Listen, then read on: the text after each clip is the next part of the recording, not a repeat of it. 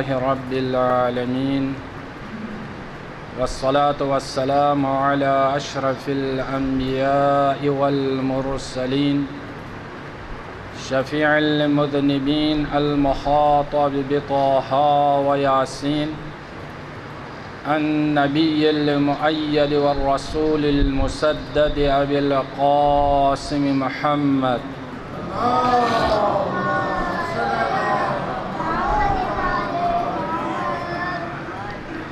ثم الصلاة والسلام على آله الطيبين الطاهرين المعصومين الميامين المنتجبين المنتخبين أما بعد فقد قال الله تبارك وتعالى في محكم كتابه المبين وهو أصدق الصادقين وقوله الحق بسم الله الرحمن الرحيم وأنكحوا الأيام منكم والصالحين من عبادكم وإمائكم إن يكونوا فقراء يغنهم الله من فضله واللہ واسع علیم۔ صلوات پڑھیں محمد۔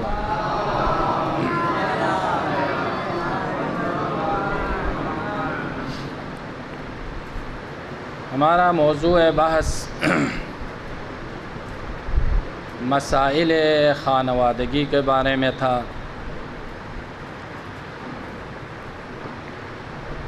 ایک مہم موضوع اور ایک مہم بحث ہے جس میں ہر کوئی مبتلا ہے، ہر کوئی گھر مبتلا ہے۔ اصل بنیادی ہمسر اور بیوی کے درمیان اختلاف ہونے کا اصل سبب اور وجہ دینی احکام کے ناآشنائی کے بنیاد پر ہے۔ ہم بچے کو بچپنے میں یا جوانی میں ترجیح یہی دیتے ہیں کہ دنیوی تعلیمات کو کسی صورت میں حاصل کریں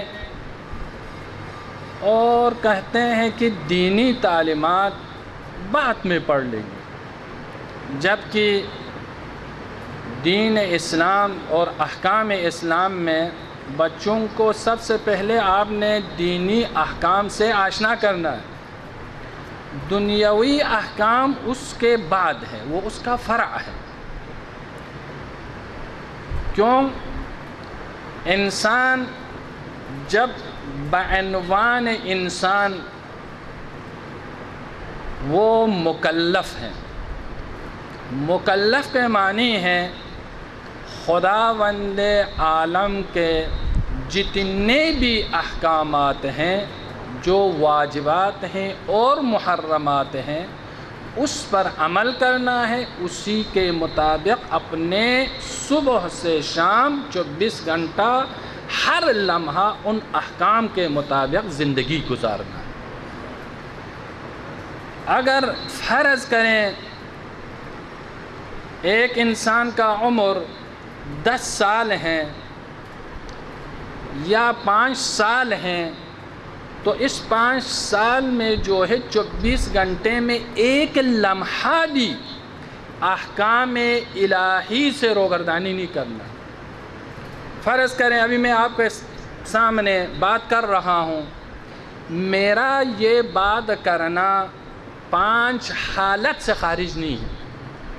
یا میں جو آپ کے سامنے خطاب کر رہا ہوں، یا یہ واجب ہے، یا یہ حرام ہے، یا یہ خطاب مستحب ہے، یا مکروہ ہے، یا مباح ہے۔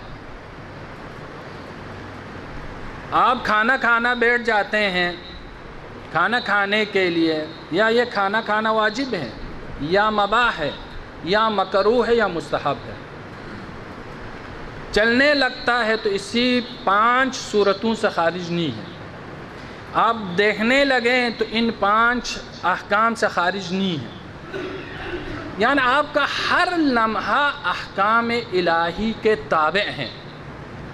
جب خداوند عالم نے اس بے جان جسم میں جان ڈال کر اپنا بندہ بنا کر اس کو بندگی کے لیے تیار کیا تو بندگی کا تقاضا ان 5 احکام الہی سے خارج نہیں ہونا۔ اگر آپ اسی بات کو اپنے ذہن میں رکھیں تو بہت کم جگہ ایسے ہیں جہاں پر انسان گناہ میں مبتلا ہوتا ہو۔ آپ صبح اٹھتے کے ساتھ ہی یہ خیال کریں آپ کا یہ اٹھنا بھی ان 5 حالت سے خالی نہیں ہے۔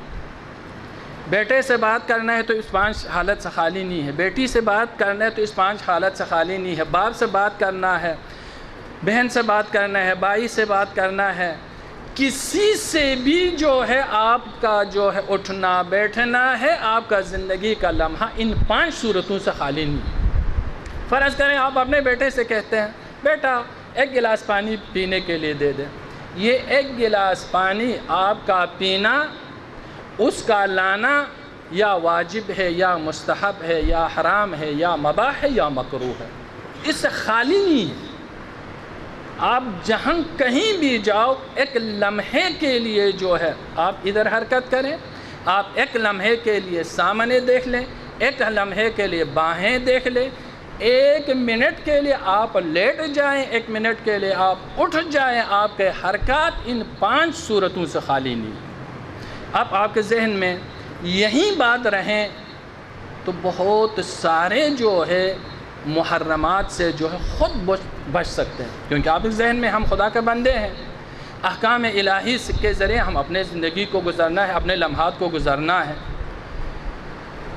اب ہمیں چاہیے کہ اپنے زندگی کو خداوند عالم کے احکام کے مطابق ڈالنے کے لیے کیا کرنا پڑے گا؟ سب سے پہلے ضروری ہے کہ گھریلو تربیت ہو۔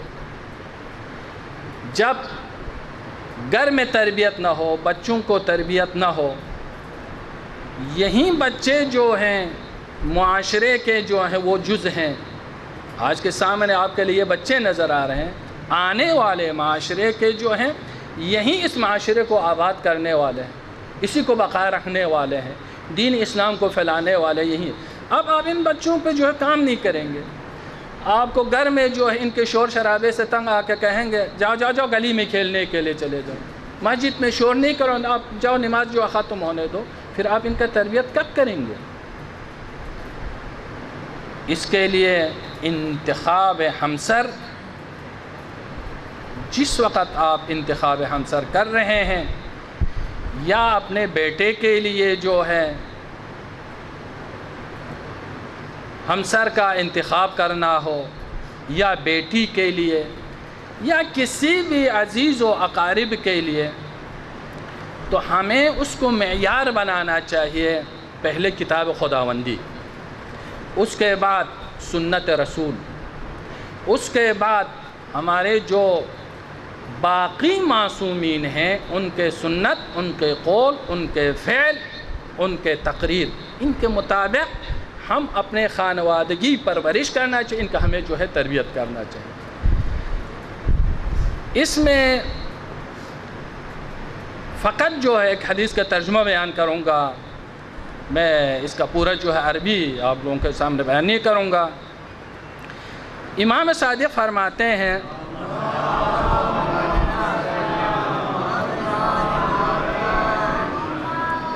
ایسا خواستگار جو دینی اور اخلاقی اعتبار سے پسندیدہ ہو، سیرت اور قدر مالدار ہو، اس سے نہیں ٹھکرانا چاہیے۔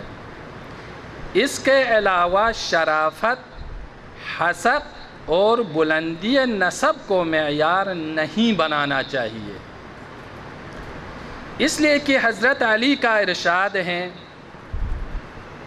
نبی نے فرمایا جب کوئی ایسا شخص تم سے رشتہ مانگے جس کا دین اور اخلاق تمہیں پسندیدہ ہو، یہاں پر یہ نہیں کہتے ہیں کہ ایجوکیشن اس کا کیا ہے، یہ نہیں پوچھ رہا، نوکری کر رہے ہیں نہیں کر رہے، یہ نہیں پوچھ رہے۔ یہاں نبی فرما رہا ہے اگر آپ کو اس کا دین اور اخلاق تمہیں پسندیدہ ہو، اس کے ساتھ شادی کر دو۔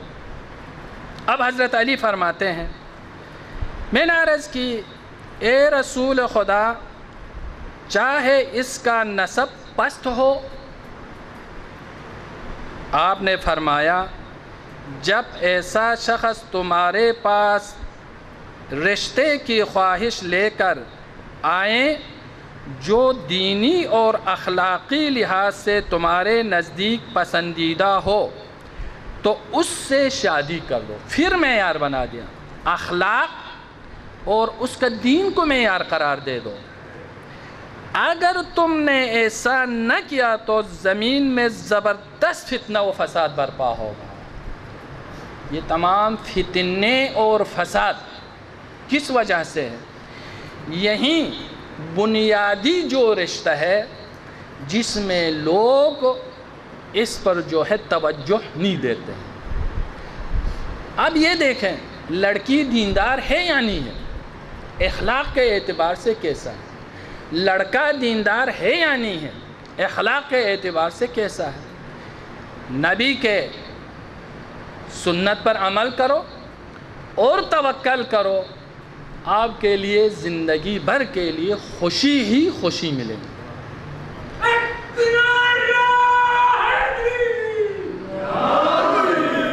اب مسئلہ ایسا ہے، ہم نے کچھ اپنی عرفیات کو، عرفیات یعنی اپنے عرف کو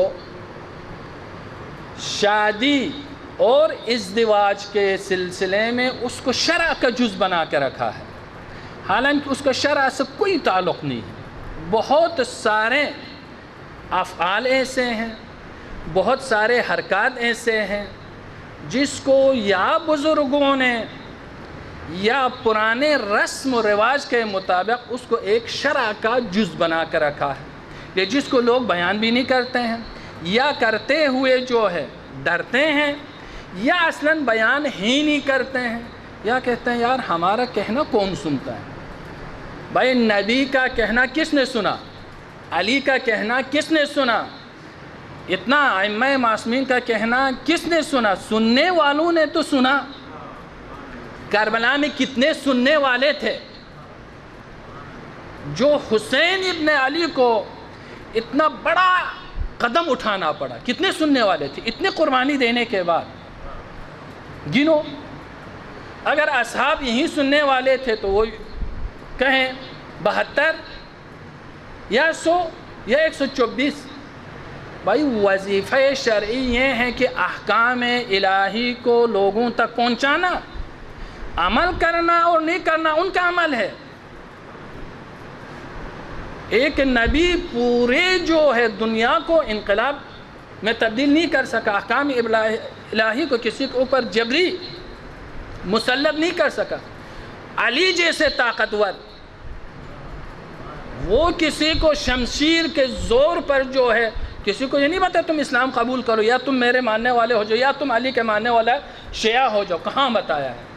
لیکن خدا را آپ لوگ پڑھے لکھے ہیں، بہت سارے احکام الہی کو توضیح المسائل اردو میں ہیں، خود پڑھ سکتے ہیں، اپنے بچوں کو پڑھا سکتے ہیں.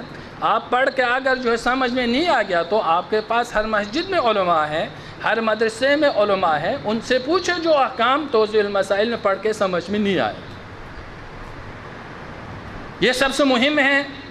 پہلے ازدواجی رشتے میں جو ہے دینی اور اخلاقی ان دونوں چیز کا جو ہے لحاظ رکھیں. اس کے بعد یہ دیکھو ایک مہم کام اور ہے، وہ یہ ہے کہ شادی کے سلسلے میں باغ دوڑ کرنا. ہم کسی کو بولتے ہیں یار فلانی کے لیے مہربانی کر کے آپ رشتے کے لیے جائیں، تو ہم سمجھتے ہیں کہ اوہو یہ بڑا جو ہے ذلیلانہ کام ہے، یا یہ ہمارے شان کے مطابق نہیں ہے. بھائی شادی کے بارے میں آپ باغ دور کریں، اور ایک لڑکا اور ایک لڑکی کا جو ہے شادی ہو جائے، روز قیامت ائمہ معصومین اس کے شفاع کے لیے اٹھ کھڑے ہو جاتے ہیں. سمجھیں؟ اس کے لیے اپنے لیے انا کا سلسلہ نہیں کرو. آپ کے معاشرے میں جوان بیٹا ہے، آپ کے محلے میں آپ کے جوان بیٹیاں ہیں، آپ دیکھ رہے ہیں، جائیں مومن ہیں، بھائی تمہارے ہاں جوان بیٹے ہیں، تمہارا ہاں جوان بیٹیاں ہیں، مناسب رشتے ہیں، اس کے لیے اتنا جد جہد کریں، یہ عبادت سمجھ کر۔ ہر محلے میں رہنے والا ایک گھر دوسرے گھر کا فرد ہے، ایک گھر کا افراد دوسرے گھر کے افراد کا فرد ہے۔ مومن کے لیے آئینہ ہے، کیا معنی؟ مومن کے جو ہے عضو ہیں، کیا معنی؟ مومن کے جز ہے، کیا معنی؟ اگر اس گھر میں جو ہے کوئی دکھ درد ہے تو اس میں خود کو شامل کرو، اور اپنے دکھ درد میں وہ خود بخود شریک ہو جائے گا آپ کے لیے۔ اس معاملے میں ایک حدیث نقل کروں گا امام جعفر صادق علیہ السلام سے۔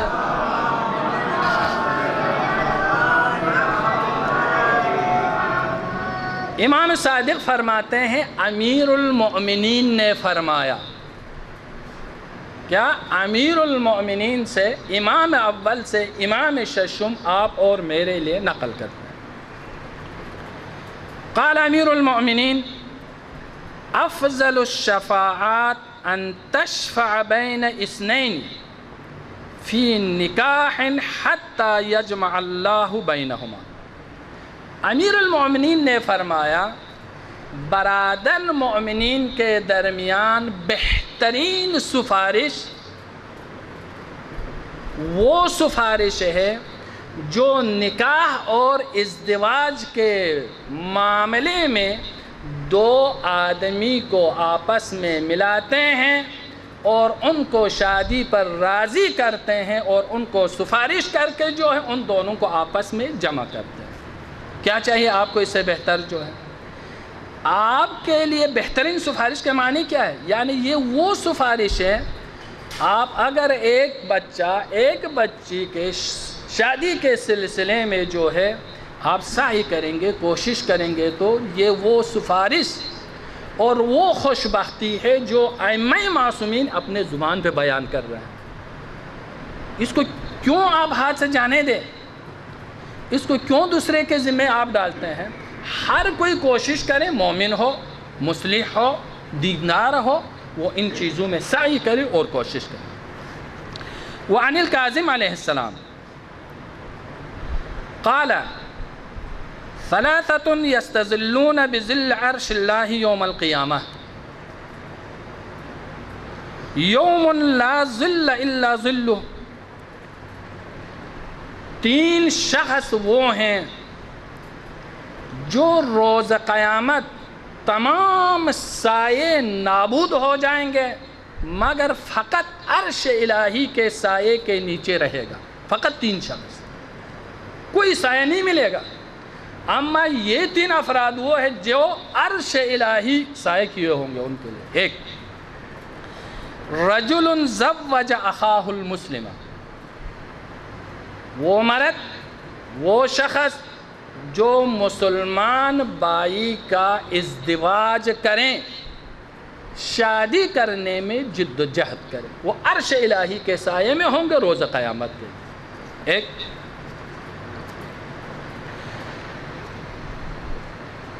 دوسرا، او اخدمہ او کتم سرہ، اور وہ شخص روز قیامت عرش الہی کے سائے میں ہوں گے جو مسلمان بائی کا خدمت کریں۔ سمجھ، اگر آپ خدمت سمجھ کے کسی کو جو ہے ایک گون پانی پلائے، ایک لقمہ روٹی کھلائے، عرش الہی کے سائے میں ہونے کے لیے وہی کافی ہے، لیکن ایک لقمہ ایک گون پانی پلانے میں اخلاص شرط ہے، اخلاص شرط ہے۔ او کتم سرہ، جس شخص نے اپنے مسلمان بھائی کا راز کو چھپائے، عرش الہی کے سائے میں روز قیامت وہ شخص ہوگا۔ دیکھیں، دوستی ہوتے ہیں ایک دوسرے کے ساتھ، دوستی میں کیا ہے؟ میں اپنے تمام راز کی باتیں دوست کو سناتا ہوں، دوست اپنے راز کی باتیں دوسرے کو سناتے ہیں۔ گھریلو تعلقات ہیں، گھریلو باتیں ایک خواتین دوسرے خواتین کو سناتے ہیں۔ بھائی یہ سر کیوں سنا رہے ہیں؟ میں اپنے دل کی راز، اپنے عزت کی بات اپنے دوست کو ہمدرد بنا کے سناتا ہوں۔ یا سامنے والے شخص کو مومن سمجھ کر، مخلص سمجھ کر، دوست سمجھ کر اس کو اپنے میں اسرار کو بیان کرتا ہوں۔ لیکن امام جعفر صادق فرماتے ہیں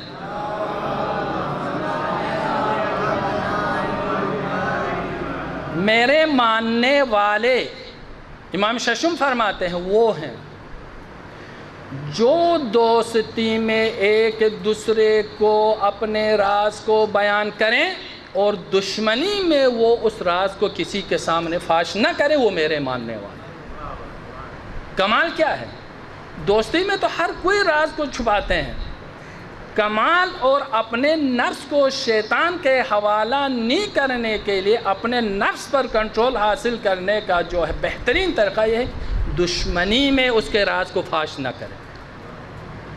اگر مومن ہیں تو ہمارا ایسا نہیں ہے، تھوڑا معمولی سے گڑبڑ ہو گیا، تھوڑا ایک دوسرے سے ناراض ہو گیا تو 10 سال کے دوستی کو پس پش ڈال کر جو ہے وہ 4 اسرار جو واقعی ہے اس کو بھی بیان کرتے ہیں، وہ 10 اسرار جو واقع میں نہیں ہے بطور تہمت وہ بھی جو ہے بیان کرتے ہیں۔ دیکھو ہم اماموں کے ماننے والے ہیں، ہم ان کے سیرت پر چلنے والے ہیں، ہم حتی الامکان اپنے اسرار کو اپنے اندر رکھیں، نہیں تو جو ہے اپنے خاص مومن مصلح دوست بطور مشورہ اس کو بیان کریں، لیکن اس کو اس کے حد تک رہیں، دشمنی میں اس کے راز کو فاش نہیں کرے۔ امام فرماتے ہیں اگر تم نے ایسا کیا تو تم نے اپنے دوست کے راز کو فاش نہیں کیا، تم نے میرے حکم پر عمل نہیں کیا۔ کیا کریں گے؟ حکم ائمہ کا احکام الہی ہے، اگر ہم حکم ائمہ کو نہ مانے تو جو ہے ہم احکام الہی کو نہیں مانے۔ احکام الہی کو نہ ماننے کا جو ہے آخری جو سبب درجہ اس کے لیے جہنم ہے، اور کوئی راستہ ہے ہی نہیں۔ عن النبی صلی اللہ علیہ وآلہ وسلم، پیغمبر سے مستقیم ڈائریکٹ جو ہے روایت کی ہے، من عمل فی تزویج بین مؤمنین حتی یجمع بینہما زوجہ اللہ 1000 امرأۃ من الحور العین کل امرأۃ فی قصر من در و یاقوت۔ من عمل فی تزویج بین اثنین، جس شخص نے 2 آدمی کے درمیان ان کے شادی کرنے کے لیے سعی کیا، کوشش کیا، حتی یجمع بینہما، یہاں تک کہ وہ کامیاب ہو گیا، ان دونوں کو آپس میں جو ہے جمع کیا، ان کا شادی کرایا، رشتہ کرایا۔ زوجہ اللہ 1000 امرأۃ من الحور العین، اس شخص کو خداوند عالم 1000 حور العین سے اس کا شادی کرائے۔ 1000 حور العین اس کے رشتہ ازدواج میں دے گا۔ وَكُلِّ امرأة فِي قَصْرٍ مِّن دُرٍ وَيَاقُوتٍ، ہر ایک حور العین جو ہے موتی اور یاقوت کے محل میں ہوں گے۔ یہ فقط لقلقۂ زبانی نہیں ہے، یہ آپ کے پیغمبر کا جو ہے سنت ہے، ان کا ارشاد گرامی ہے، جو ایک مہر ہے جس کو جو ہے کوئی مخالفت بھی نہیں کر سکتا ہے، یہ عام آدمی کا نہیں ہے۔ اگر اپنے جنت کو بنانا ہے تو فقط یہی آپ کے لیے جو ہے کافی ہے۔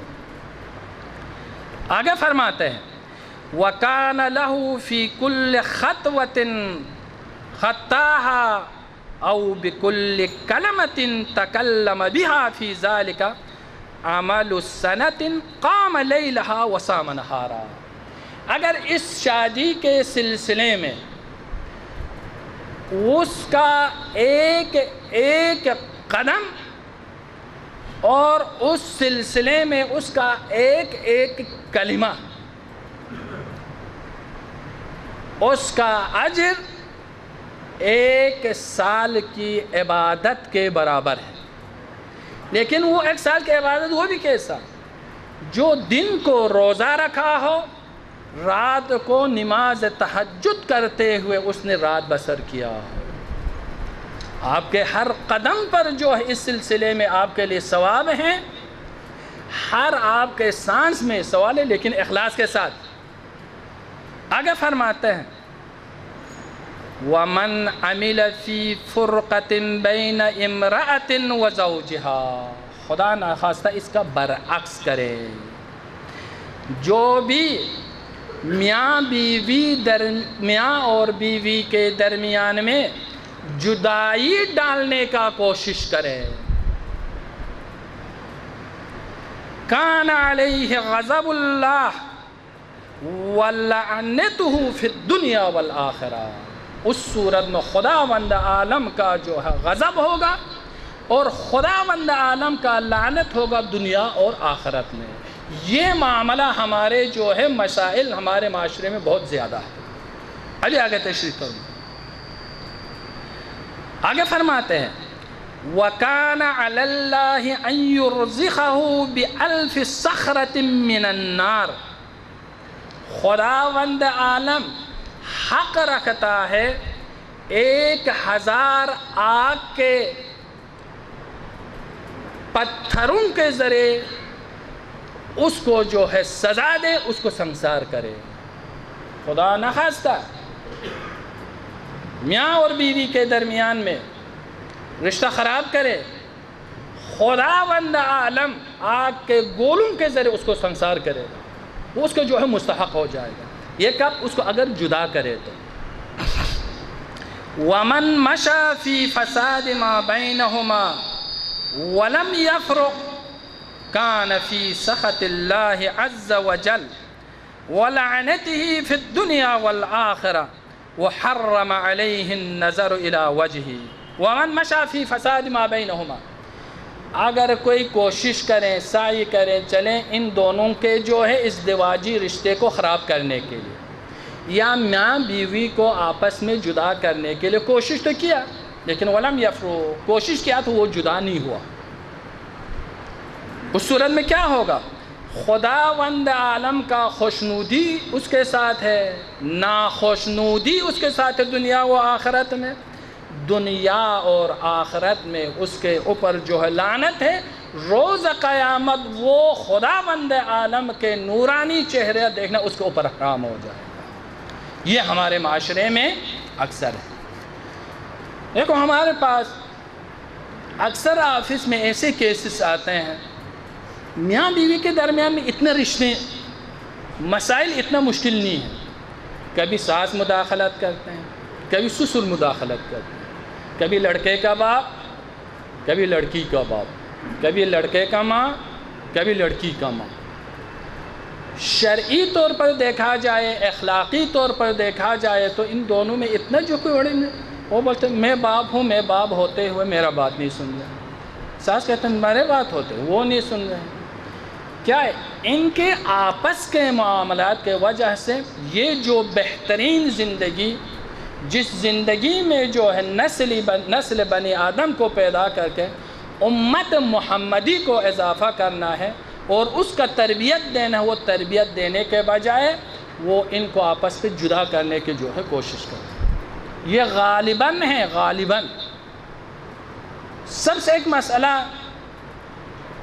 دیکھو، شادی بیاہ سب کچھ ہو گیا، بھائی ایک ناآشنا ایک جو ہے لڑکی جو ہے آپ کے گھر میں قدم رکھتی ہے، گھر کے جو ہے ماں اور باپ اس کو یوں فرض کریں کہ جو ہے اپنا بیٹی فرض کریں اس کو، جو آپ کے گھر میں جو ایک ناآشنا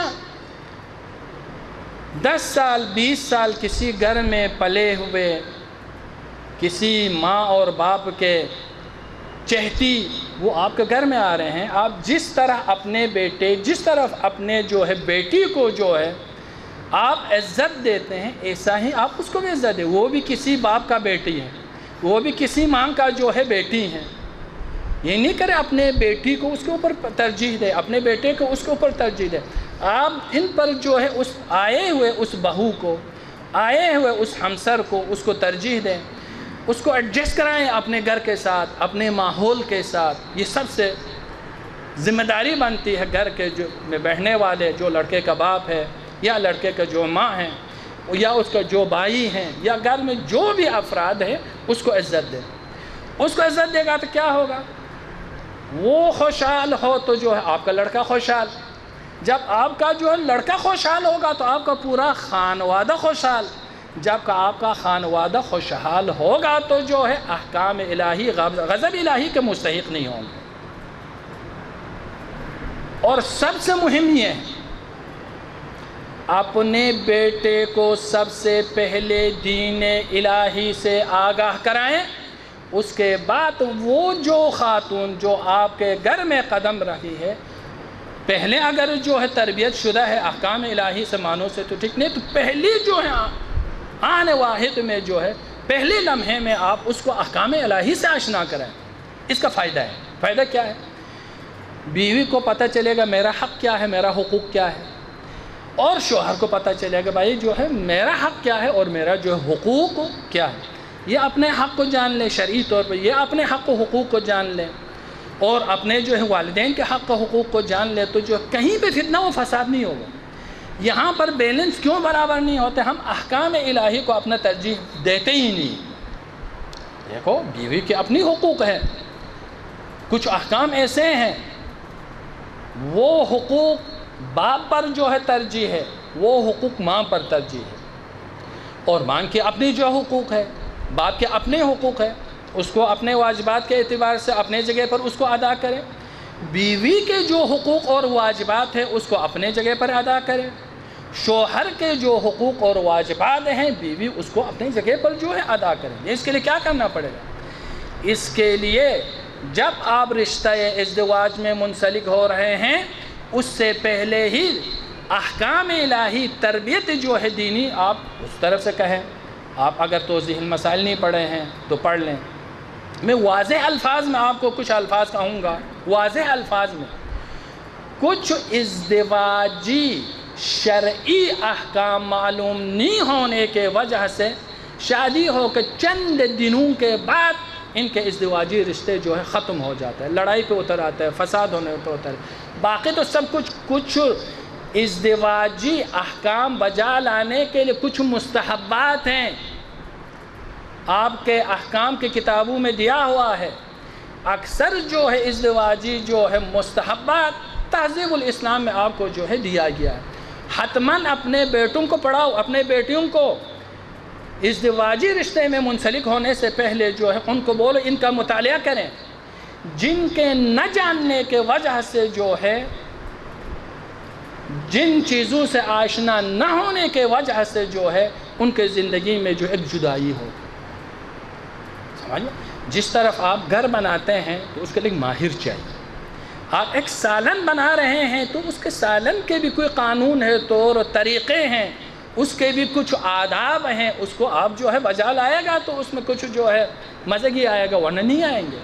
ایک دال پکانا ہے تو بھی اس کے لیے بھی جو ہے کچھ طور طریقے ہیں. آپ ایک زندگی عملی پہلو میں جو ہے آپ قدم رکھ رہے ہیں. اس عملی پہلو میں قدم رکھنے سے پہلے کچھ مقدمات ہے، کچھ اسباب ہے، اس کو جاننا بہت ضروری ہے. وہ لڑکی کے لیے ضروری ہے کہ جو ہے اس کے والدہ ان چیزوں کا تربیت دے. لڑکے کے لیے ضروری ہے کہ اس کے والد ان چیزوں کا تربیت دے، ان کو کتاب لا کے دے دے، ان کو احکام پڑھائیں. نہیں ہے تو اپنے دوستوں سے ان کو بھیج دے، ان کو جو ہے مشورہ کرائیں. یہ شرعی اعتبار سے ضروری ہیں. شرع میں جو ہے آپ کے لیے کوئی چیز مانع نہیں ہے. ان چیزوں پر علم ہونا چاہیے. ازدواجی عمل سے پہلے جو مقدمات ہیں اس کو صحیح طریقے سے ہمیں جو ہے پہلے ہی جاننا چاہیے. باقی جو ہے انشاءاللہ جو ہے باقی جو احکام ہیں آئندہ ہم جو ہے ترتیب انشاءاللہ جو ہے بیان کرتے جائیں گے. وہ تمام ضروری احکامات جو مسائل خانوادگی سے تعلق رکھتے ہیں. نکاح کے بارے میں بہت سارے مسائل ہیں، محرم اور نامحرم ہونے کے ناطے بہت سارے گھریلو جو ہے مسائل ہیں. پھر جو ہے بیوی کے حقوق کے اعتبار سے، پھر شوہر کے حقوق کے جو ہے اعتبار سے، پھر جو ہے طلاق کے اعتبار سے، طلاق کے جو ہے شرائط ہیں. ابھی جو ہے آپ مانیں یا نہ مانیں، ہمارے یہاں پر ایک چھوٹا سا جو ہے ایک دفتر ہے یہیں جعفر طیار میں ہے، دن میں جو ہے ہم 3 دن بعد از مغرب، ہفتہ، اتوار، پیر، بعد از مغرب 8 بجے سے 10 بجے تک کھلتے ہیں، تو ہمیں بعض اوقات انہیں گھریلو مسائل کے لیے صبح اذان پڑھنے تک جا کے بیٹھنا پڑتا، اتنا رش ہے آپ کو یہاں اور کہیں جانے کے۔ اس کا جو ایک شاخ جو آگے انچولی میں بھی ہے، اتنے گھریلو مسائل اور غیر شرعی مسائل گھریلو مسائل بن کے جو ہمارے گھروں میں داخل ہو گیا ہے، اکثر غیر شرعی ہے، احکام الہی سے کوئی تعلق نہیں ہے، جس کے ذریعے بچے اور بچیوں کی زندگی تباہ ہو رہے ہیں، اور والد بھی کو بھی پرواہ نہیں ہے، والدین کو بھی جو ہے پرواہ نہیں ہے، آپس میں رشتہ داروں کو بھی پرواہ نہیں ہے، اپنے انانیت کے بنیاد پر جو ان کے زندگی کو جو ہے تباہ کر رہے ہیں۔ نہیں کریں، کسی کے بیٹی کو اپنے بیٹی سمجھے، کسی کے بیٹے کو اپنے بیٹے سمجھے، ہر کوئی یہی خیال کریں ہم ایک اسلامی معاشرے میں زندگی کر رہے ہیں، اگر کسی کے ساتھ کوئی ظلم ہو رہا ہے تو وہ خیال کرے، فرض کرے یہی میرے بیٹے کے ساتھ ہو جائے، فرض کرے یہی میری بیٹی کے ساتھ ہو جائے، فوراً شرعی حل تلاش کریں۔ بہت سارے جو ہے مسائل اللہ کے فضل سے جب شرعی مسائل سامنے رکھتے ہیں تو جو ہے 80% مسائل وہ حل ہو جاتے ہیں، 80% مسائل حل ہو جاتے ہیں۔ وہ کیا ہے؟ عرفی چیزوں کے سبب سے جو ہے گھریلو اختلاف 10 سال سے اختلافات کے شکار ہیں، 5 سال سے اختلافات کے شکار ہیں، 6 سال سے اختلافات کے شکار ہیں، لڑکی کو نکالا ہوا ہے طلاق نہیں دے رہے ہیں، کورٹ میں جا کے طلاق دے رہے ہیں، شرعی طلاق جو ہے نہیں دے رہے، شرعی طلاق دے رہے ہیں، ادھر او طریقے سے جو ہے پھنسایا ہوا ہے۔ اس قسم کے اتنا غیر شرعی کچھ ایسے نسل وجود میں آ رہا ہے، غیر شرعی طور پر طلاق دیتے ہیں، پھر شادی کرتے ہیں، پھر ان سے جو ہے بچے ہوتے ہیں، یہ آپ اور میرے معاشرے میں موجود ہے۔ اس کو کس نے روکنا ہے؟ آپ اور ہم سب مل کے ان چیزوں کو روکنا ہے، مل کے ان چیزوں کو جو ہے سمجھنا ہے۔ اگر ایک محلے میں کوئی ایسا معاملہ ہے، غیر شرعی بات ہو رہا ہے، وہ سبب بنتے ہیں نسلوں در نسلوں جو ہے غیر شرعی نسل پیدا کرنے کا سبب ہے۔ واجب ہے سب مل کے اس کو روکیں، یہ فقط جو ایک فرد کی ذمہ داری نہیں ہے۔ جب آپ کے ہاں غیر شرعی ہوتے ہوئے آپ کو نظر آتے ہیں، آپ اس کو نہیں روکیں گے، ہم کیسے سرباز امام زمانہ بنائیں گے؟ کیسے جب امام زمانہ ظہور ہوگا تو ہم ان کے جو اصحاب اور اعوان میں سے ہم جو ہے اپنے کو جو ہے شمار کریں گے، آمادہ کریں ہم اپنے آپ کو امام زمانہ کے اصحاب اور انصار میں سے جو ہے بننے کے لیے۔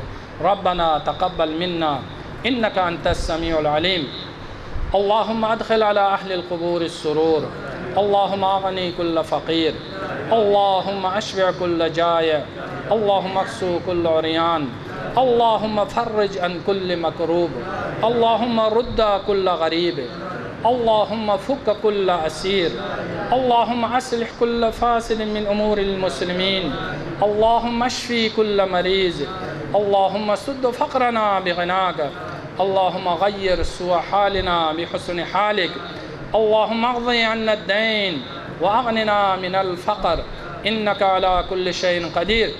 پاک پروردگارہ ہم گناہگار ہیں، ہمارے تمام گناہوں کو عفو فرما۔ پاک پروردگارہ جہاں کہیں بھی مسلمان خصوصاً شیعیان علی ابن علی طالب جہاں کہیں وہ تیرے حفظ امان میں رکھ۔ پاک پروردگار ہم سب کو محمد آل محمد کے نقش قدم پر چلنے کا، ان کے نقش قدم پر چلنے کا توفیق عنایت فرما۔